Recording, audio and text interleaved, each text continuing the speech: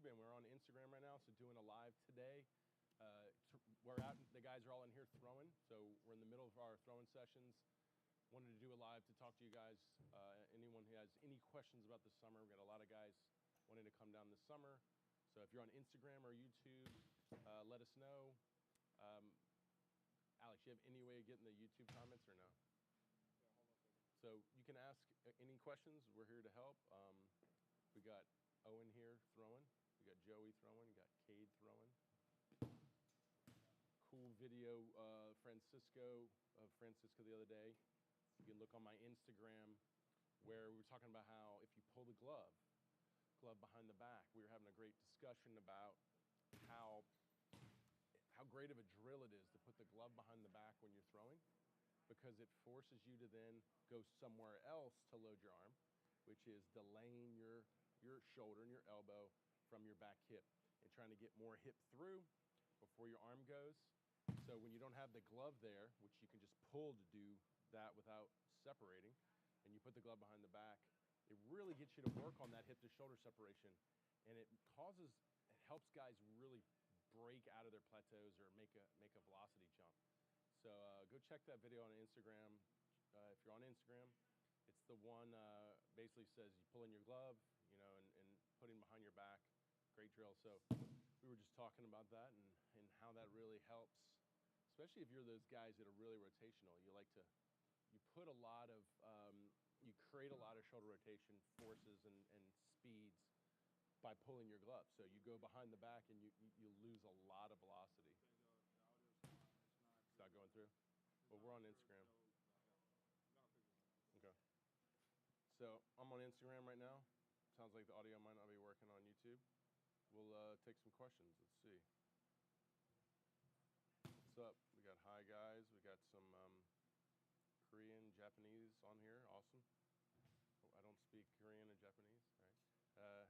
Joey about to pump. Joey's been pumping the whole time.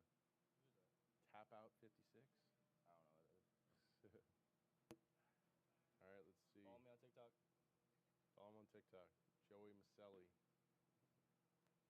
The myth. The legend. All right, here's a question. It's important to do compound lifts, such as squat, with only low reps for more power, or do you guys train high reps for hypertrophy ever? Will they counteract? So in the lifting programming, if you're going to go low reps, it allows you to go more weight. And when you go more weight, you're trying to recruit more motor units. You're trying to break plateaus. Sometimes that's a great way to break plateaus. It would focus on more strength than in strength endurance.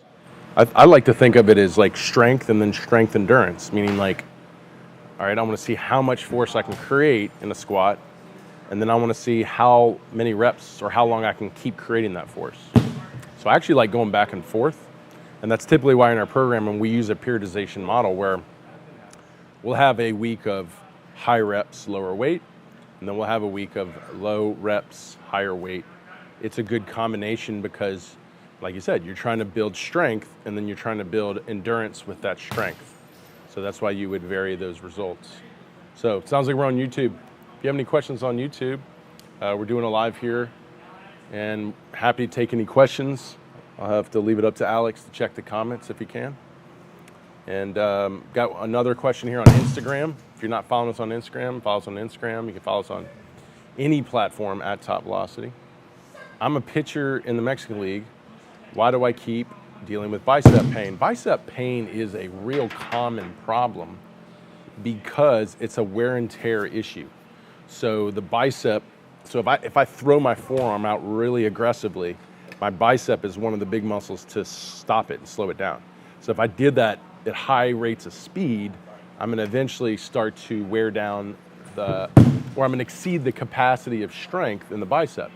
So that's typically what's happening. You're throwing, you're at release, your bicep is trying to decelerate your forearm, and you're just exceeding the capacity of strength. So what do you got to do? You got to get stronger. So your bicep strength is not there. You probably don't do enough bicep curls, but It's not just about bicep curls. You got to do tricep, you got to do forearm routines, you got to shoulder routines because your bicep goes into your shoulder.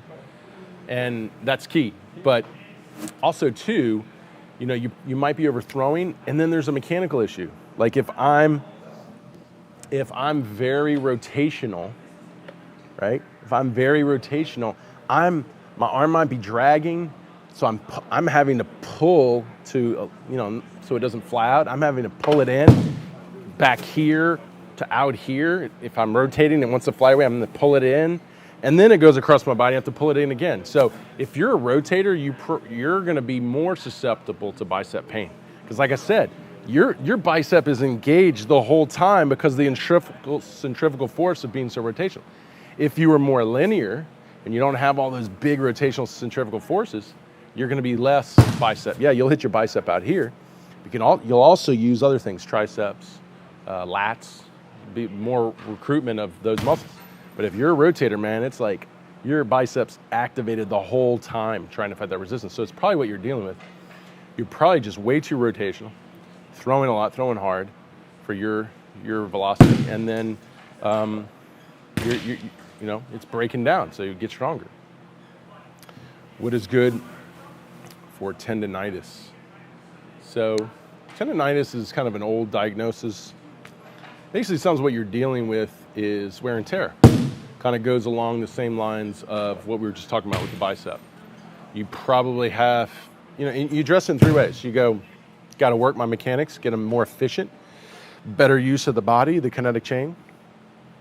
Got to get stronger, because if I had the body of the muscle had the ability to handle more stress and wouldn't knot up when it exceeds its capacity of stress. And then if I didn't overthrow, you might be overthrowing too. So that's how you address any wear and tear of something like tendonitis. So any spots available for summer? Yeah, this summer we got a lot of spots available. This is the time to start registering. Alex, why don't you walk them out there right now and film just let them across the street, see the new dorm, and I'll watch and I'll be talking about it. So if you guys are on Instagram, go to YouTube and check out what you're about to see. You're about to see the new dormitory we built, and that's almost done. So we're hoping that's done, and that's going to house guys at TopVelocity. So Alex is just going to take you and show you kind of from the front door. As you can see, if you're on YouTube right now, he's walking out the front door, and that building all the way to the right, across the street over there, you see workers over there, they're finishing it. On the right, the garage door, that's the new weight room. So the weight room will be moved out of here. And then to the left is about a 50 to 60 bed dormitory, 2 stories. It's really cool. And those trucks on the right, eventually, hopefully we can make that a field one day. And then, yeah, you'll get to live there and then walk across the street over here to TopVelocity and train. And like I said, the weight room is going to be out of here, so this will just be a throwing lane, or these will be our throwing lanes. And you'll go across the street for the lifting. That should be the lifting should be up in a couple of weeks. The dormitory should be done in about a month, hopefully. We're pushing for that. So that's our housing is about $700 a month, $500 a month if you sign up for it in your first month with as an add-on with your camp registration. But go check that out. You have to attend the 3X Velocity Camp, and you can live and train. You could book it here this whole summer, and live in the dorm, train over in that weight room, walk on over and do all your throwing drills and everything else, evaluations and stuff we do here in the old facility. So it's getting cool, kind of building a little campus right now, and we need you to come because we're broke. So come on over, come enjoy a summer. Training your butt off, making big gains. You know, it's all about making gains, guys. Like, we're here to help you look more attractive at the higher level or highest level. Like, we're here to build your velo. We're here to build your stamina at that velo, so your ability to keep producing that. Those two things are hard to do. Those are big. We're here to then from there improve your spin. We're there to also improve your command at that point, and then improve your pitches, whatever pitches you want to throw. But up front, just getting you conditioned to throw hard all the time is a lot of work, and that's something that would take a whole summer to do. And that's why we suggest living and training. That looked really good. So hope you guys got a cool shot of that. If you missed it on Instagram, go over to YouTube and check it out. And like I said, eventually we'll have the weight room out of here, so it'll be a lot less cluttered in here. And that should be by next week. So let's check on some more questions here. See, we got any drills to help a submarine pitcher stop their trunk wanting to come right at release? Wanting come right at, I don't, ask that question again about the submarine, a little confusing. I'm from Taiwan. Well, hey, if you can't come down here and train, we have remote training. So go to TopVelocity.net, sign up for our remote training. We're gonna take you through the same stuff you would if you were here, and we're gonna have a coach walk you through it and help you through it. And you'll always have access to a coach just like you would here. People that come here too, they can sign up for remote training when they leave.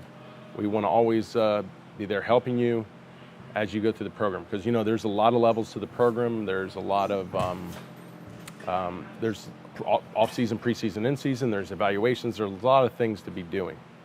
How important is band work for pitchers?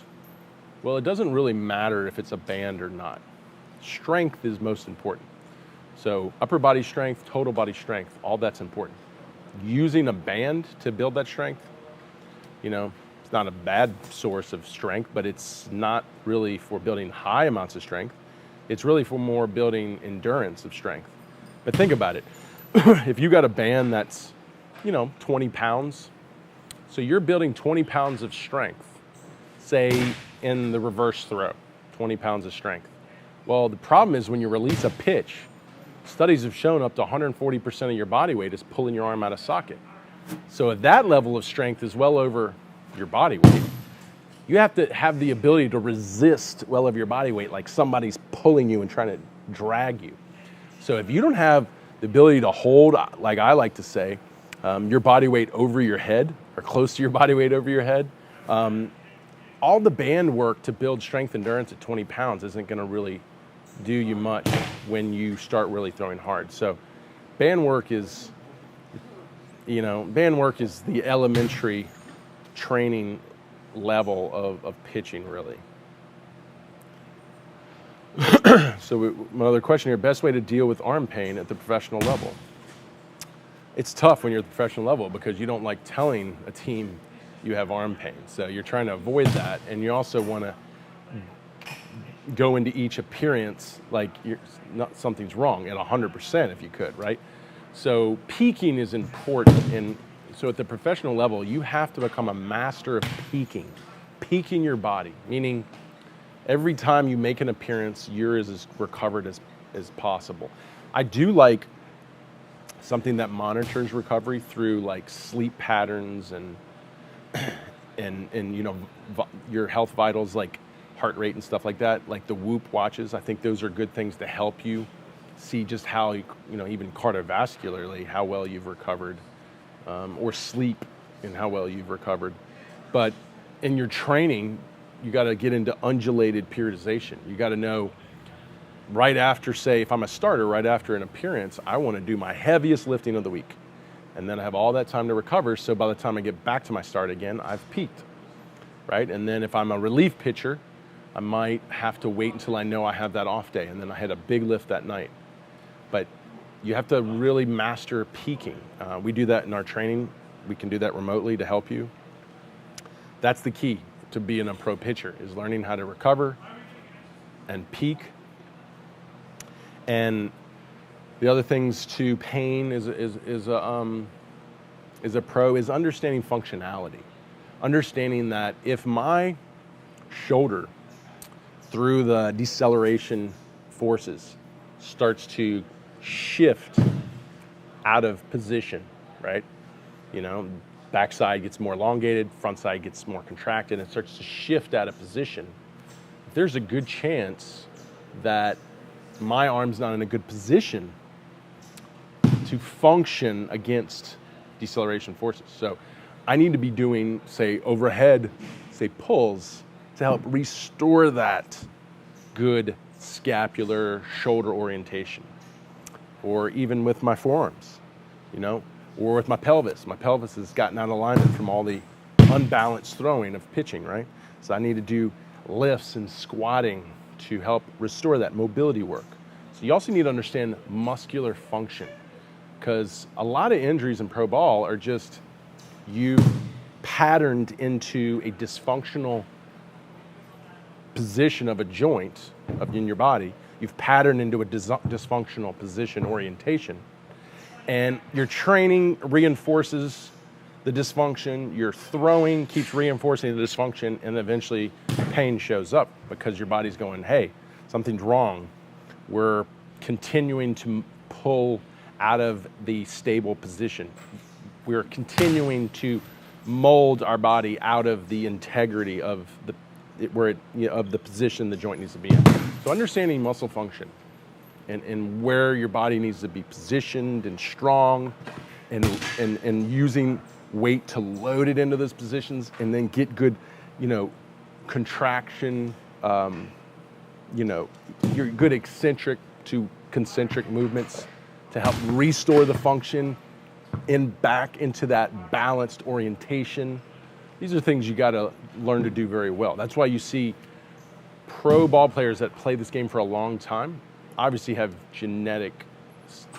genetically have great bodies. Their bodies naturally do a lot of this.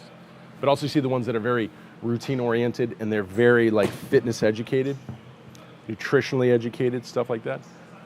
They understand these principles. Maybe not all of them, but they understand them. So it's if you don't genetically have the superior body to do that, you've got to learn that. And that's what we teach here at TopVelocity. That's why, I don't think we get enough pro guys down here.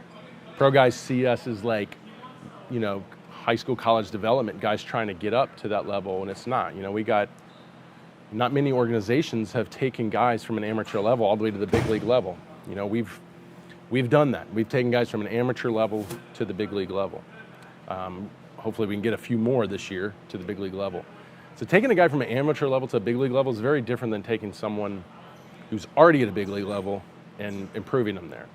Because you have to go through you have to teach them the advancements of how to not just perform at that level, but perform there consistently, stay healthy each year in doing it, and then help them through the bumps in the road so they don't mentally fall apart.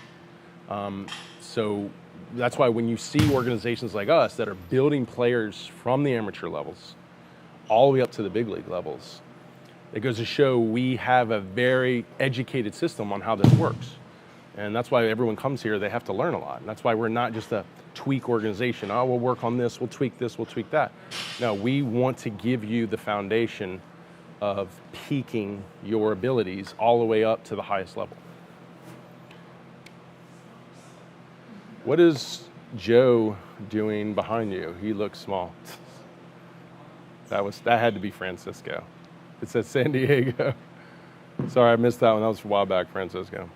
Oh, there's Francisco. How can I throw hard, man? Alex, can you come answer this question? Who's that? Francisco? Francisco who? Francisco. I don't like people named Francisco. They tend to be, I don't want to say that on camera. You sure? You can't help this guy. He wants to know how to throw hard. First of all, you gotta move to Louisiana. There's nothing to do in San Diego. You gotta, come back to Louisiana. And he's his problem is he's a little overweight for his size too, don't you think? Probably. You think he's overweight for his size? Probably. What'd you do? No, he's just cleaning the camera. It's prettier. Cleaning the camera. All right, Francisco, I think the only one can help you throw hard is Alex. Yeah, man. I'm sorry. You got to pay me at least $10,000, whatever. Hey guys, that's Francisco in San Diego. He likes to talk the talk on here, so watch out for him. Top 3 favorite pitching drills. So I developed all the med drills. Those are our core drills here. So like the med overheads, separations, and then we do them in many different foot positions. We do them in a full stride, on knee, feet together, building momentum. We do it in our separation throws to that same series, and then we go lateral. The feet then turn, because the whole time you're learning it feet straight, because you're not worried about rotation You want to build rotation in later as you get better at the full kinetic chain movement. So our core med balls are our favorite. Of course, we got some really cool drills now with the stride accelerators, those right there. So the stride accelerators have, they're a great tool for you building squat depth and lowering your center of mass, and where basically you can create more ground force, and it gets you in more linear positions, so where you start creating ground force towards your target. It takes out a lot of the spin, the spinniness, which is, hitters can be more spinny, but still you take hitters and you start moving them to the ball, their power goes up. So the stride accelerators are great for doing that. Man, we do it all here. We got Velo Pros are great products, and he's showing more stride accelerator. And this is the one for pitchers. We just got the one for hitters now that has a swivel head. So basically it rocks, boom, and that's why I call it stride accelerator. You sit on it and it slings you forward, right? You sit on it here. I'll go like this, here we go. Even though I'm be thrown the other way. But you sit on it here, right? You get your stride length. Now it's, all right, I'm not gonna spin. I'm not gonna spin, it won't even let you. Now it's about going forward, and I'm in a position to push and drive. You can adjust that if you want. It's perfect. Now I'm in a position to push and drive, right? Can't really spin much here. And also too, another reason you can't spin is because, see this femur? Once you get this low, this femur locks down this pelvis. If I'm up here, this femur can't hold this pelvis back. But down here, the femur is now pushing into the pelvis. Can't rotate now. I can't pull open. So now I gotta drive forward. So now it's all about linear to rotational with the upper body. And then when we do it with hitters, whoop, that just came off. Never seen him do that before. I gotta get John to fix that. All right, then we do it with hitters. All right, now with hitters here, all right, you have the rotational aspect of it. So there, you still want some of the linear, but then you gotta go into the rotational pretty hard. All right, send that to John. The prototype broke. That was just the prototype. So yeah, those have been really cool tools. We got any questions on YouTube? All right, let's see, what else we got? What do you know about radial nerve tunnel syndrome? So, all I know about radial nerve would be, okay, this is the ulnar nerve, or the ulnar bone with the ulnar nerve, and that's the radial bone. So there's nerves through all this. I'd have to do a little bit more focus on the nerve bundles and where they're going. But I think what happens is kind of similar to what happens with the ulnar nerve, is all the deceleration and the yanking and the pulling. Sorry, let me get a drink. Yeah, tell John he's got to fix this. Yeah, that's a problem. Is all the throwing and the yanking, it starts to kind of, it's like taking extension cords and you're just pulling them on all the time. They start kinking up, twisting up. That's what starts happening. I talked about it earlier about getting into exercises that reset your joint positions and joint function and help you restore your function and strength there. It's kind of in mobility to do that too. That's really what you need to spend a lot of time with, because I've gotten all out of balance, like think about it, if I was throwing obsessively, now my shoulder wants to be in this orientation because I stride out here, and I'm pushing through here, this pelvis wants to tip in, this pelvis wants to tip out, okay? And now this is all out of whack, and now my back gets all messed up. I'm having a cough attack. Sorry, I've had a cold, and it's getting me right now. Problem is, swigging coffee isn't helping. So you're probably just dealing with, your skeletal system has just been jerked around, and it's out of alignment. Your nerves are being yanked and twisted all through that skeletal system. You have to learn how to reset your skeleton. Chiropractics are great with that. And then, you know, Dr. Pat is a chiropractor here. We can do that for you. And then you got to, you know, and restore the muscular function. Thank you, sir. Jeez. That's definitely better when your coughing is water than coffee. All right, another question here. Francisco came back with fire and explosions. I'll deal with them right now. One question here. I have a lot of soreness between my bicep and my tricep and my upper right middle arm down. Yeah, so right here. Do you know exactly what it is? Yeah, I know exactly what that is. So he's basically saying he's got soreness right in between the biceps and triceps middle arm. That's referred pain from the rotator cuff. So your clavicle and your scap, if you tap the top of your shoulder, it's hard, right? It's not soft like you're tapping your pec. Where's that water again?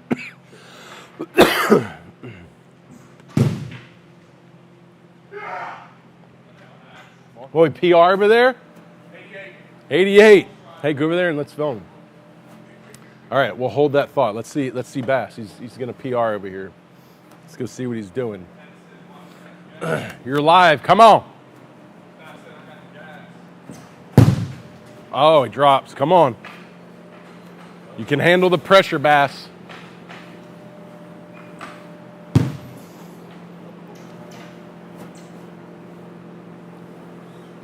Hey, bring your trunk a little bit more. Yep. Come on, Bass. Come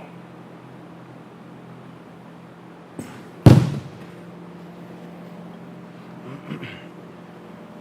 So, not many guys are 90 flat in a drill.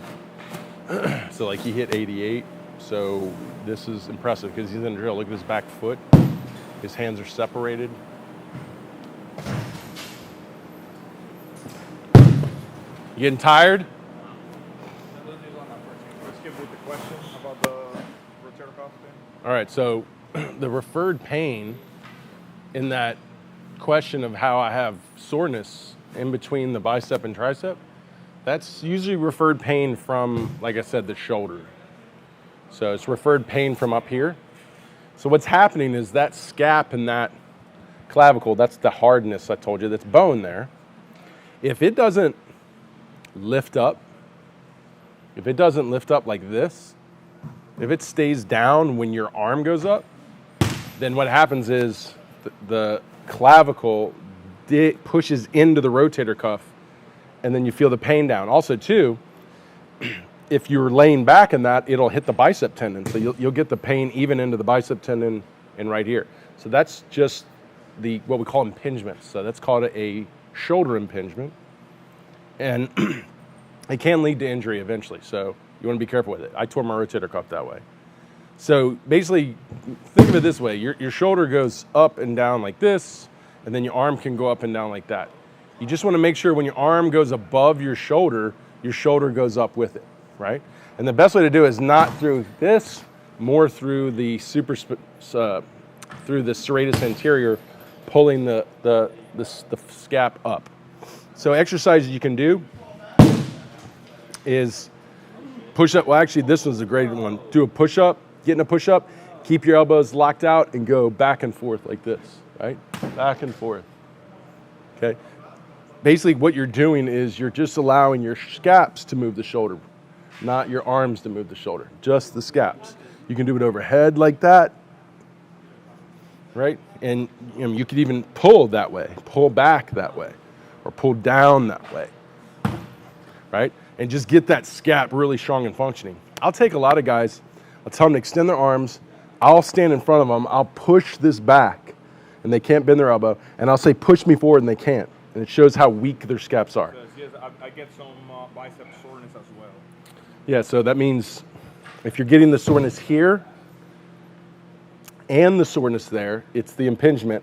Because when you go up, now it's impinging. Then you lay back, now it hits the bicep tendon, and it starts putting pain through here. So you got to build your scap function.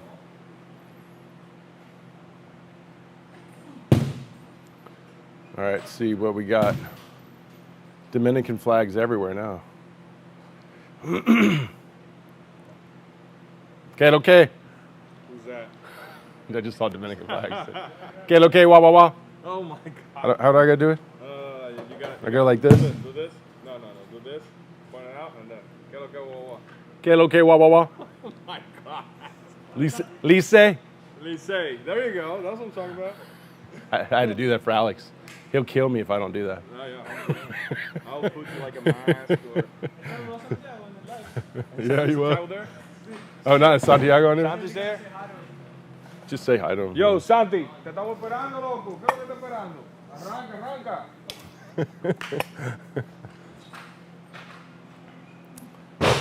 You have any easy fixes to shoulder pain? Shoulder pain, the only easy fix are all those scapular exercises I just showed you. That helps a lot.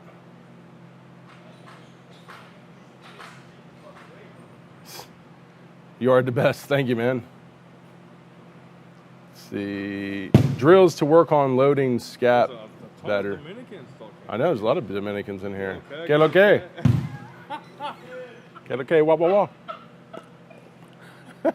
Well, who was the rapper who did that? Rochi. Rochi? Rochi RD. There we go. Rochi. I hope he doesn't mind me doing that. No. He'll be.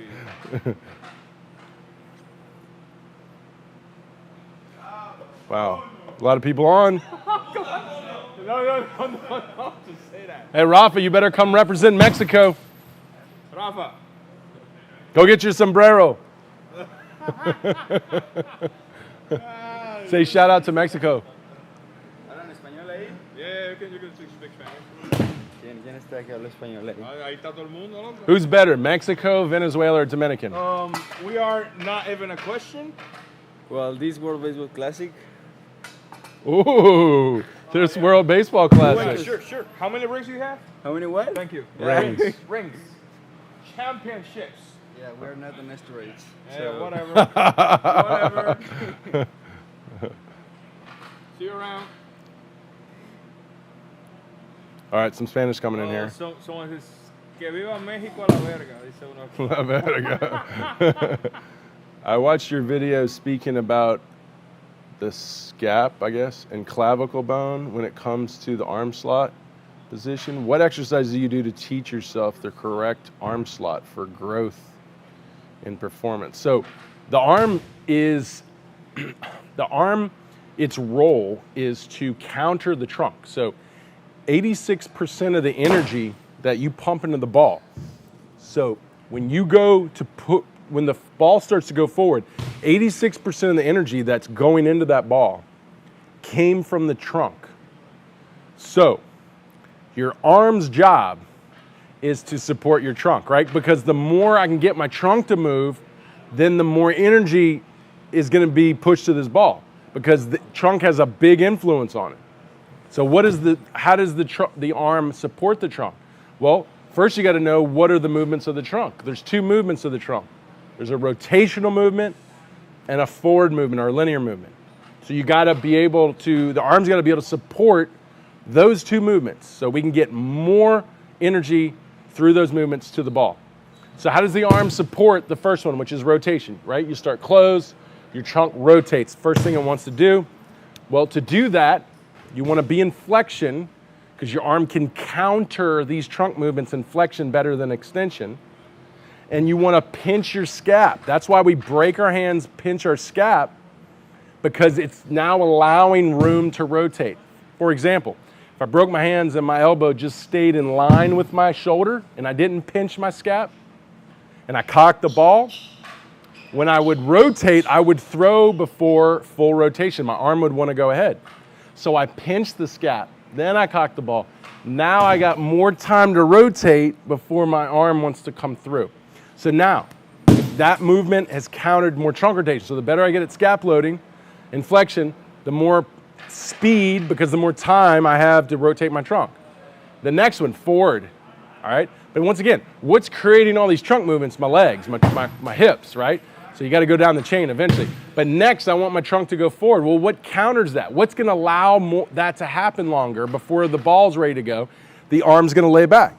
So you pinch the scap, cock the arm, allows rotation. Now it lays back, and that layback allows more forward flexion. For example, if I just locked the arm out at 90 and I didn't lay it back, and I started to push my trunk forward, I'd throw too early. So think about it. If I didn't pinch the scap, and if I didn't lay back, my arm just sat like this, I would just be throwing arm first. My trunk would just be shut off. But I pull the scap, now I got a lot of rotation, I lay back, I got a lot of forward trunk tilt. Now all that energy is going into that ball, and that's, remember, 86% of it comes from that trunk. Now I'm throwing harder. That's why you're gonna see guys like, you know, like Chapman with the, you know, big scap loads, big laybacks, but at the same time too, he's got big strides to move the trunk like that. That's the key to using your arm correctly. And as far as where does the arm go, it's purely dependent on where the trunk energy pushed it. And that's the orientation of the trunk. So if my trunk is, say, perfectly centered, and my arm's attached to the outside of my trunk, and I'm going forward, then more than likely it's gonna pump the energy to maybe a 3/4 slot. Now if I start leaning, now that slot becomes a more over-the-top slot. But if I'm just a rotator, where does the arm want to go in rotation? If you're really not going forward and you're just spinning, your arm wants to fly out. So the reason it wants to fly forward is because you have forward power. The reason your arm wants to fly out is because you just have rotational power. So if you don't like your slot, it's where your trunk is oriented, and where it's going is where your arm's going, and that's how you make those corrections.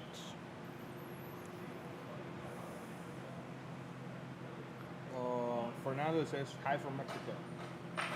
Yes.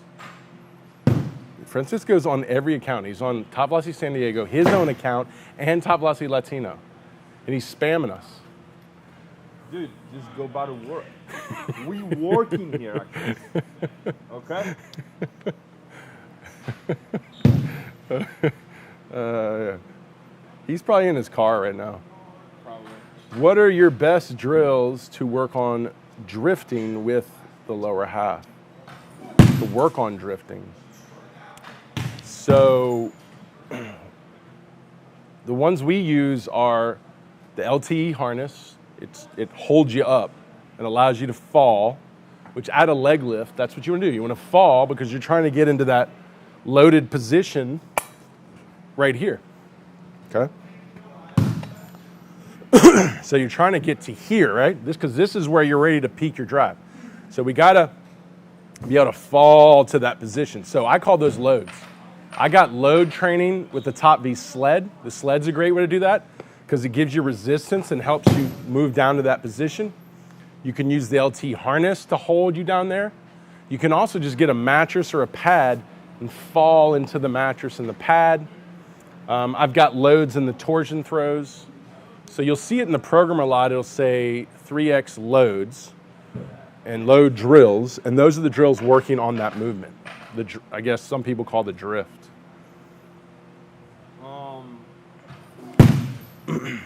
Nicolas saying, is the Mark Pro a good investment? Is the Mark Pro a good investment? So what STEM does for you is it helps you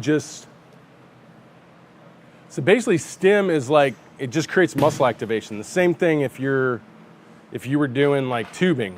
So basically Mark Pro is a way to get more muscle activation reps in. So once again, this is just strength endurance and at low levels of strength. These aren't really high levels of strength. Like ARP waves, way more expensive than the Mark Pros. That's actually increasing your strength and your strength endurance. You're not gonna get, I mean, Mark Pro will increase your strength, but that means you're really weak. It's not gonna really build elite strength, right? So I think they help people that are weak. It helps people that are really, really behind in their strength development.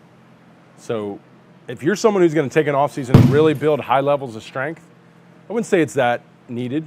I mean, it's fine if you wanna use it, it doesn't hurt. But I think it's better for people that are just weak people. And you don't wanna stay like that. You wanna really work on your strength.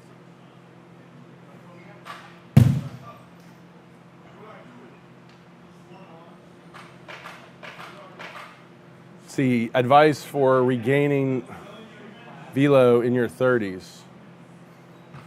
Well, 30s is still a good age to build your velo, and it's no different. It's weight room, mobility, it's everything we do here. So it's no different than when you're young, but your body still is recovering well. You still have good, your hormone production's still decent. Now your 40s is gonna be way different. It's gonna be a big decline in your 40s. So you're still in a good place to do it. You feel you are gonna have to work a little bit harder than you did when you were in your 20s, but you're still in a good place. You just gotta work. You definitely gotta work. DR baby. Somebody just said DR baby. Let's go. Go. What's up? What are other good post-game recovery options? What's up, Dan Luss? Dan's on here. Ooh, Dan Slater. Best lawyer in the game right there. Let's see. Thank you, man. Brandon's great. What are other good post-game recovery options? Post-game recovery. Best thing post-game recovery. I did a whole video on this, but I think I did it for my Patreon. So I do have exclusive content, guys. TopVelocity.net/Patreon. It also has the training in there.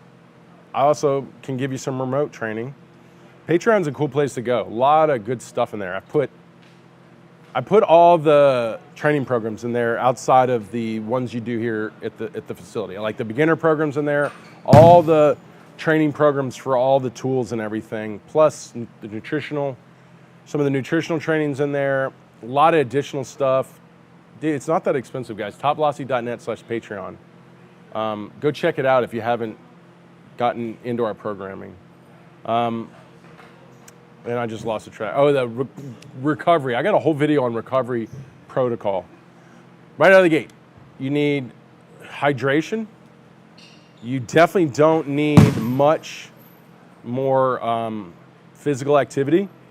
As far as like silly to go out and run, unless it's just a little cool down, like a couple minute run.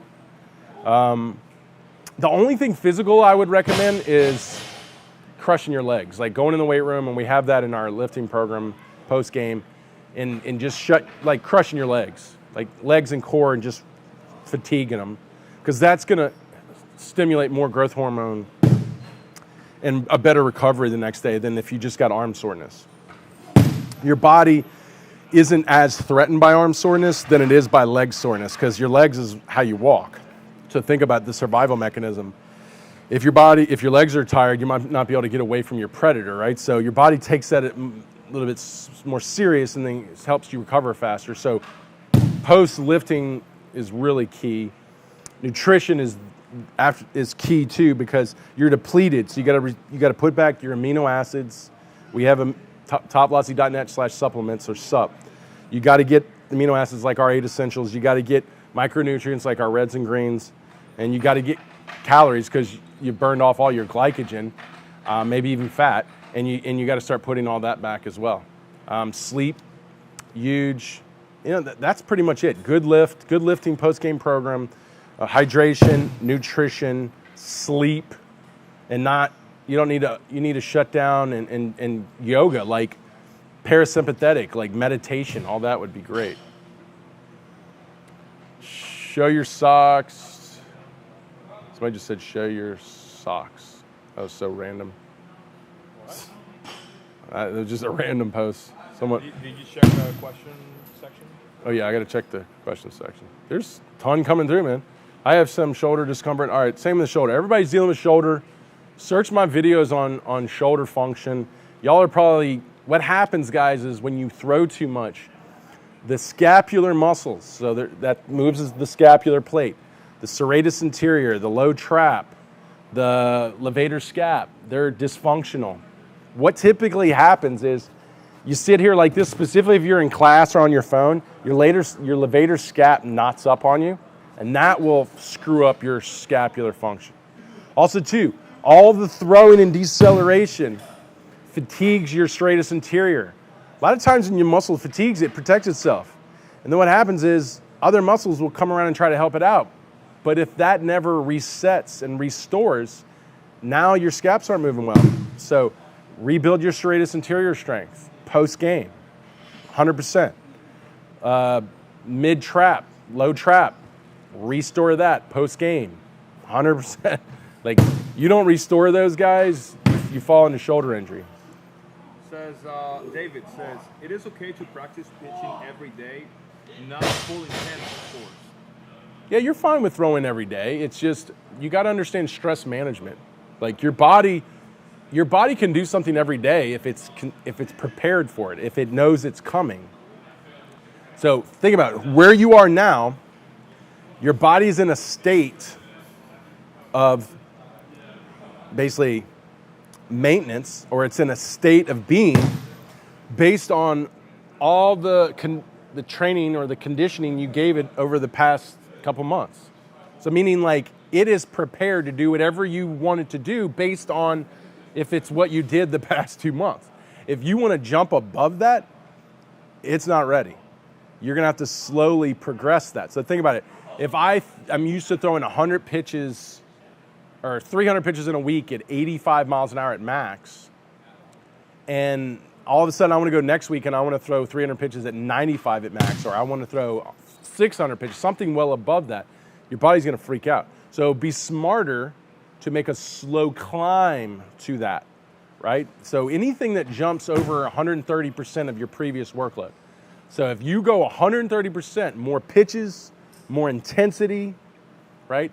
You're going to throw it into trauma. You're going to throw it into a breakdown that now, when you're used to recovering, say, in 4 to 5, 6 days, now it's taking you a week. And that's why when that happens, you're like, man, why am I not recovered?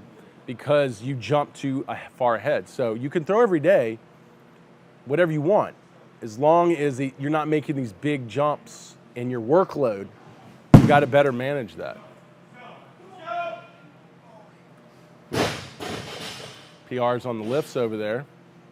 We got tips to prepare arm for college season after not playing for 2 years. Tips to preparing your arm for a college season after not playing for 2 years. Once again, it falls in the same lines of, like, what's going to be expected of you. So if it's, say you're a relief pitcher, and what's expected of you is 150 game pitches a week.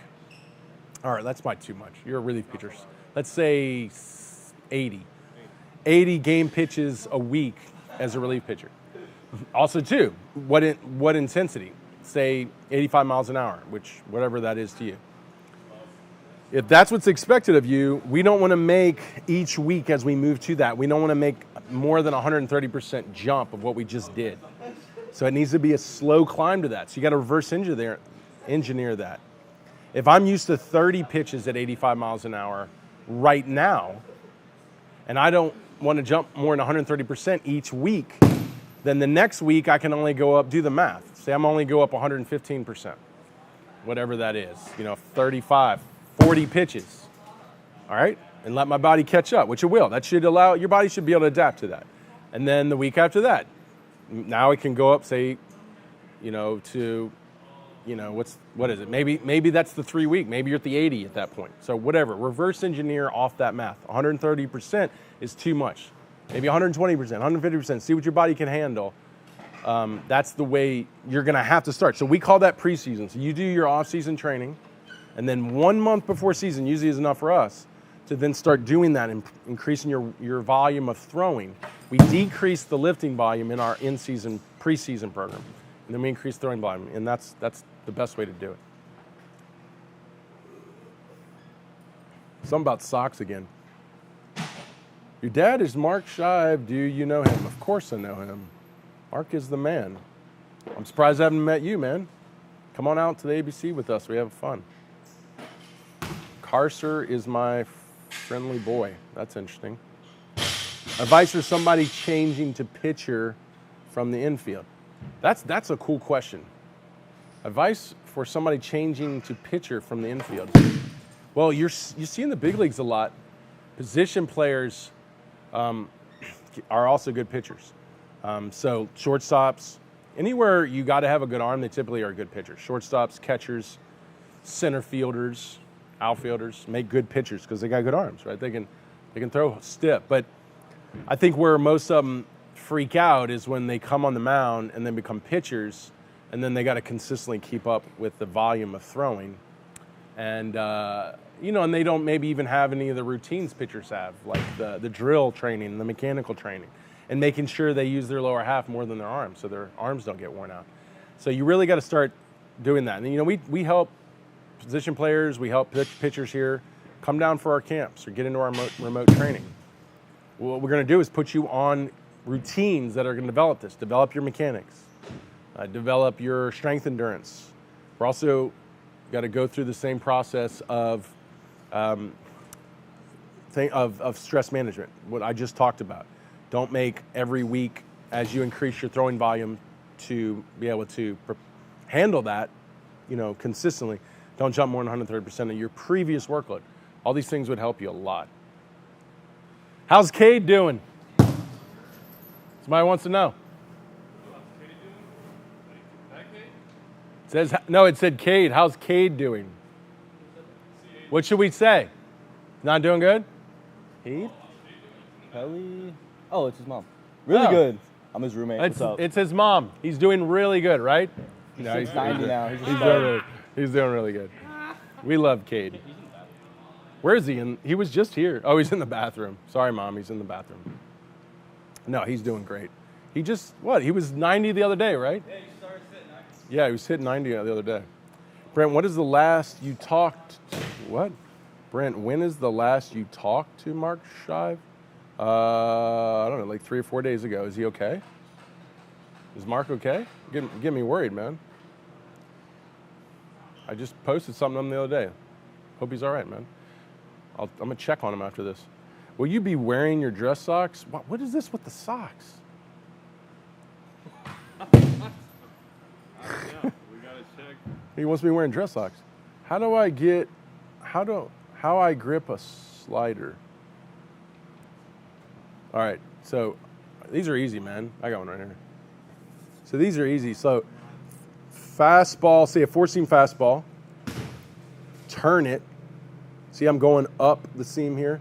Turn it a little bit, cutter, and then if I want to go even more to the slider, I go all the way up, right? Because basically the fastball comes straight out, the cutter comes slightly out, and then the slider comes hard out, sideways. So throw it like a fastball. That's the key. Try to pronate it. Brent, love what you guys do. Thanks, man. Honest question. I think I saw this one. I'm about your age, played Texas D1 ball and minor league. So long time ago, feeling the itch to play again. Realistically, can crank it up to 90 again. That'd be awesome, man. I'll tell you this. I know a lot of ex-minor leaguers and big leaguers that still throw hard. At the end of the day, if you're going to try to make a comeback, you just have to be willing to go through the ranks again, go through the politics again, go through the ups and downs again. So, it's up to you. It's your life. Your mom was on here. See, first I was like, I don't know if he's doing that good, and then I was like, I'm just kidding. She just checking on you. He's good, right? You're good, right? Yeah, I'm good. Say I'm good, Mom. Look at that. Somebody's asking here, how will you go about fixing a pitcher who unintentionally change arm angles on his off pitches? Fixing that pitcher? Yeah. So He's basically, unintentionally I know he changing learned. angles. So he's basically, how would you work with a pitcher who, on his off-speed pitches? Yes, unintentionally. He's changing On his off-speed pitches, you're seeing all this. Well, that's not good because hitters are going to pick that up. Your ball's going to not spin well, really. So basically, I'm going to take fastball and I'm going to teach him how to throw pitches. He wasn't taught correctly how to throw off-speed pitches. He's probably thinking not just side of the ball for breaking balls, but side out, casting out the arm for breaking balls. Not good. So you'd have to go back and teach him fastballs, hard breaking balls, slower breaking balls, high spin though, and then change ups and stuff like that. So you just have to teach him, and you teach him. Obviously, it's more of a hand. It is a hand issue than a body issue. Less on your like change ups. Sometimes you might slow your body down, but ideally you're not. You're trying to do everything off the fastball. So you just have to teach him from the beginning, right? Start him over. Have you had an adult program for us older guys? Yeah, I've had 50, 60, 70, 80-year-olds in here. I'm serious. I don't know if I had 80-year-olds. I had 70, I think. I'll never forget, we had Puig's, he was from the Dominican, but he lived here. We had Puig's uncle come in here and train. Oh, what? Yeah. Is that Puig? His last name's Puig. And he said that's his nephew. Wow. He is Cuban, though. Oh, yeah, you're right. He was Cuban, not Dominican. Yeah, Cuban. But no, he lived in New York. Wow, that's great. But it was cool. It's super nice, dude. Puig is Cuban? Yeah, he's Cuban. 100% Cuban. 100%. Oh, wow. I'm not sure, but I think he signed in the Dominican, like, Yeah, I heard recently he did, yeah. there's another Cuban, I don't remember the name right now. He played for Oakland. He signed in the Dominican because they weren't able to sign in Cuba, but yeah. Yeah, I know that. They're Cubans. Let's see. It says Alex. Who is that? I'm not even going to say it. I don't even know who is this? Who is that? Let me see. Someone is talking. Who? Oh my God, that's a virus, bro. Who? That's a virus. That's a virus? That's Santiago. Oh, that's Yeah. Santiago. Let me block you real quick, bro. let me block you because I just talked to people who actually train. Dude, you're horrible. Big time stuff in coming in. Heck yeah, Nick. Nick, I heard you were balling, fighting. What's going on? Espinosa. Oh, yeah, check the question sections. Brent, tell Luis when he's gonna throw harder than me. Hey, Santi wants to know when you're gonna throw harder than him. Santi said, see, when are you gonna throw harder than him? All right, never mind. Says. Tell him he's dumb. Just a dumb minute. Tell him everybody throws harder than him right now. Ooh. Cade said everybody throws harder than you right now, Santi. Even me? Even me, I throw harder than You're you. the OG, remember? Kenny's saying, how will you go about helping a pitcher who, when his front foot lands, is about 30 to 11, too much to his left? That's a righty. He's a righty. So so if your front foot is landing too far open, then you're too rotational. So when you're ready to start trunk rotation, when you're about ready to land, you want to help drive pelvis rotation with your front side. If you were trying to drive pelvis rotation with your backside, you could land closed and you would ultimately better separate. So you're getting to the point where you need to drive off your backside and you're just swinging your front leg open.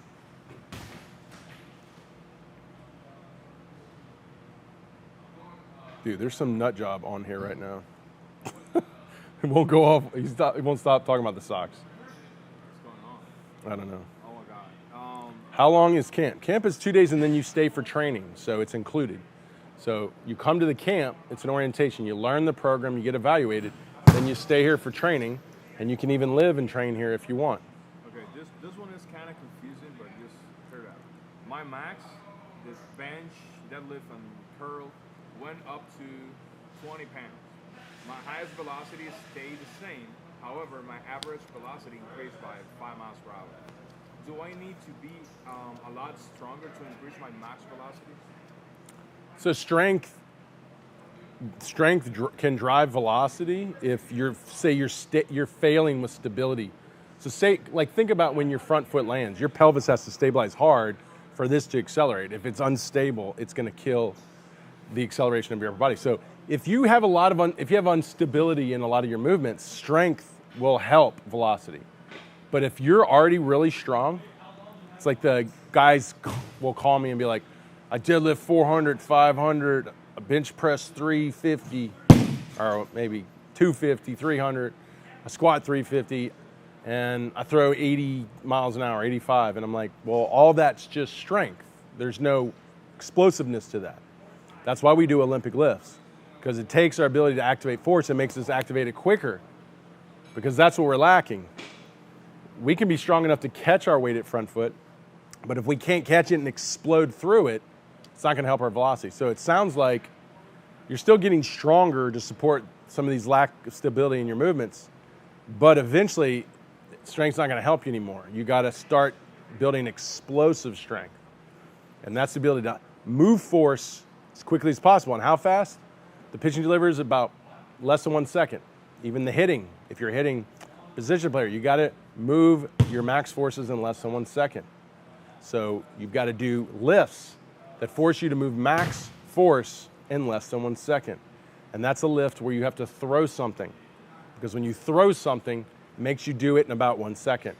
So you do that with the lifts, the Olympic lifts, forces you to move your forces quickly to throw the bar, and now you start building explosive strength.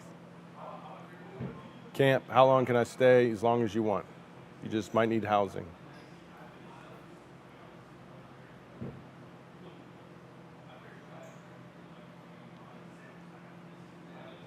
Dude, this guy in the socks. Thank you for your, thanks for the advice. Appreciate it, man. Thank you for all the advice. All right, thank you, guys. Thank you. Do you have this? Geez, more socks. Located in Louisiana. You know, this is the headquarters here is in Louisiana. We're in southern Louisiana. We are basically right off the I-10. It's a cut through. It goes I-10, I-12 because I-10 goes to New Orleans. So if you're coming from the west, going east, south. You got to take a 63B, the exit 63B. From where? If it's coming from, let's say, Texas. If it's coming Oh, yeah, from the yeah. west, 63B. But basically, I-10 goes all the way to Santa Monica, California. So if you got on the I-10, it'll literally take you right here. If you're flying here, you just fly into New Orleans, and it's a straight shot across the lake here. Got someone from Venezuela. I don't talk to Venezuela. Alex only likes people from the Dominican. Yeah. Sorry. Got to talk to Francisco. I mean, it's an obligation. No, he's just kidding. Hello, sir. I just want to say thank you for your videos. Dude, I have improved 60. That's awesome, man. I'm glad your velo has gone up a lot. That's great. All right, a lot of still questions coming. Oh, Santi's got something else for you, Alex. Alex, Santi's got something else for you. Why is that? Right there. Who's that?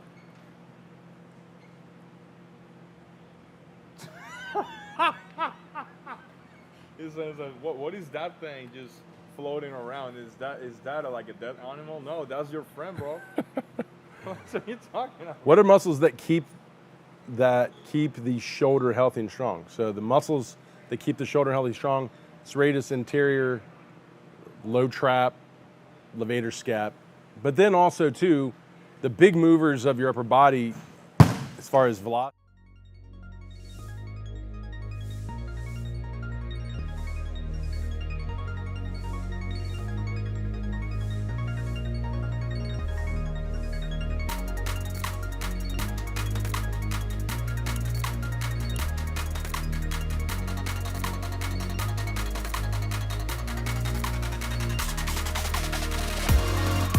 Apply forces at that level of strength. So you have to better condition yourself, or you have to bring down your workloads, or improve your mechanics so the forces aren't so high on your body, because your mechanics can reduce those forces.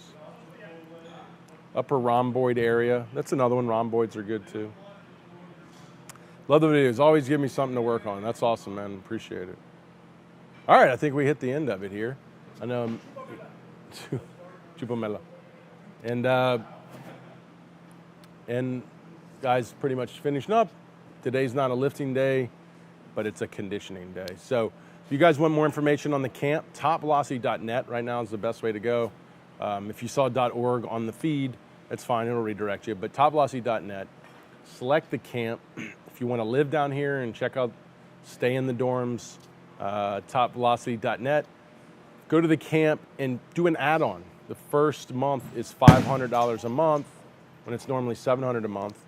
But if you just want to pay like individual days, you can go on the site and go under resources, I think, or payments. Yeah, payments, and it'll say housing, and you can set up your housing there. But you have to attend a camp to train here, or you have to have already attended a camp. So typically in our summers, We get guys that have been through camps before in the past and are just coming back for training, or the guys haven't been here before, they're doing a camp and they're staying for training. So the dormitories will fill up fast because those are, campers from the past and current. And so it's important to figure out your housing just so you can get that secured before you come. You can also give us a call. So if you need help, you want to go over this, call the 415 number you see on the top of the site, topvelocity.net. And like I said, our goal is to help you reach your goals, help you develop velocity, develop the stamina to continually produce that velocity. Then the command, that obviously the health, which is a big part of that, and then the spin and the pitches. Problem is that takes a lot more than just an off season. So you should get the process started now, and you always have the option to keep coming back and training us and keep working on those things. But all the guys here, that's what they do every day. There's a lot to do when there's so many things to work on, like we've just gone through. Hey, someone bought a badge. What does that mean? That's awesome. I don't know any of that on Instagram. Thank you for buying a badge. Appreciate you. If anybody else could do that, I'll buy me a badge. I'm throwing harder with a 6-ounce ball than with the baseball. Why do you think? I don't know. We don't change ball weight unless the ball gets wet outside. We try not to allow that to happen either. But we try not to do that because we don't want to mess with the mechanism of the shoulder. And so I don't want to, once again, it goes back to the stress management. If I'm throwing 100 pitches at a certain intensity, changing the weight of the ball can change the intensity. And so it can throw the shoulder off, the arm off, to where you could exceed your capacity way faster. And just because you have a high strength capacity to endure something that's heavier doesn't mean that's going to make the lighter one perform better. It will ultimately make you, could make you have more endurance with it. I'll definitely give you that. But you got to be smart in how you're using that. So we don't go that road because we can do that in strength and conditioning. And it's more about the kinetic chain, using the whole kinetic chain, understanding how the arm is just a mechanism to funnel energy from the trunk. It's not a mechanism to generate energy. So we want the arm to stay in sync with the trunk, work with the trunk. A lot of times when you change the weight of the baseball, it throws it out of sync with the trunk, and then it starts creating problems. See if anybody else will buy a badge. I want to see what this is all about. Do you know what snapping scapula is and what exercises help with that? I've never heard of snapping scapula. So I don't know what you mean. Bring some more clarity on that. Let's see, what do we got here? Thanks for the advice. I started to feel it the day after my start. I threw like 90 pitches and plus. It was my first start in a while. I'll always be a closer. Okay, I forgot what we answered. Oh, here's another question. I have some it was the shoulder discomfort thing. Okay, I'm glad that helped. Any drills to help submarine pitchers from keeping their torso from coming upright at release? Okay, that was what he asked. Submarine pitchers getting their torso upright at release. Well, think about it. So the challenge to being submarine, which is you're throwing below the shoulder, but ideally your elbow's above your shoulder, but your trunk orientation's down, so you're throwing below the shoulder. The challenge of being that is that your arm wants to come across your body. So like hitting, you cut off the linear movement because you have to pitch across that movement. As opposed to over the top, you actually decelerate in the linear movement.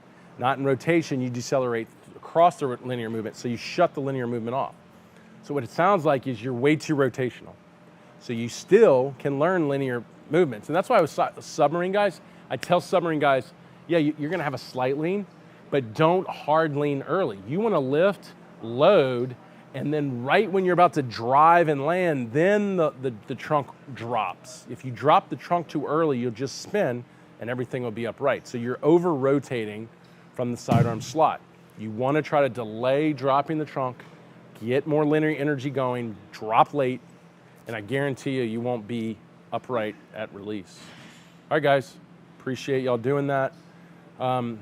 You're gonna see our spots filling up for the camp, so call us if you have any questions. Sign up TopVelocity.net under camps. And then, two, if follow us, keep following us, guys, because we're going to do more of these live streams. I hate it when someone calls my Instagram, starts freaking out. We have the grind on Monday. Oh yeah, and the grind's going to be on Monday. Owen, it's going to be about Owen on the grind. So I'm pretty excited about that. Let's go over and ask Owen if he's excited about his grind. You gotta, Can you walk it over there or no? Don't get killed by Rafa. Here, I'll bring him the mic. Hey, are you excited that you got the grind on Monday? yeah, that's gonna be sweet. All right, we'll interview. Here we go. Pre-preface.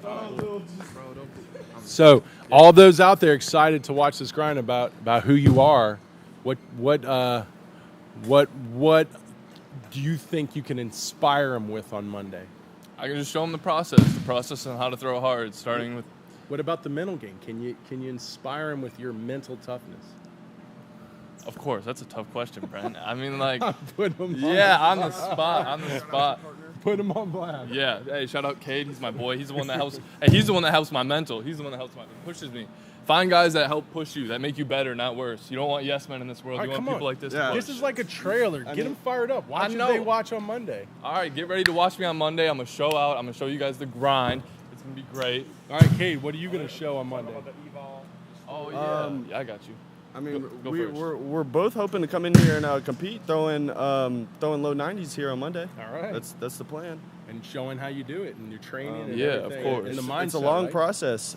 We come in here and it's we're stretching for a long time, doing dynamic stuff. We're doing drills to get our movements right, to get our positioning right, and our mechanics.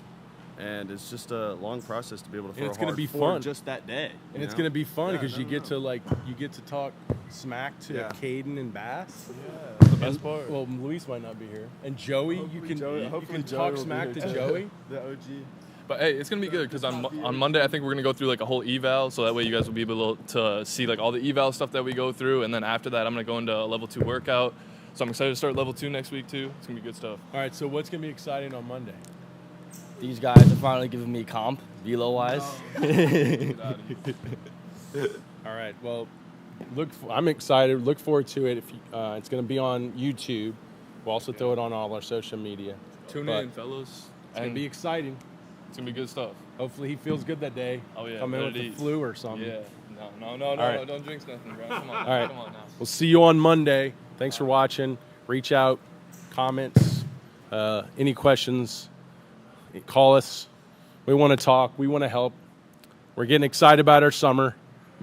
This is where guys come and train. Only go play this summer if you like what you got and you want to keep showing it off. If you don't waste your time. Come down to Top Velocity, get better, then go back to play. See you next time.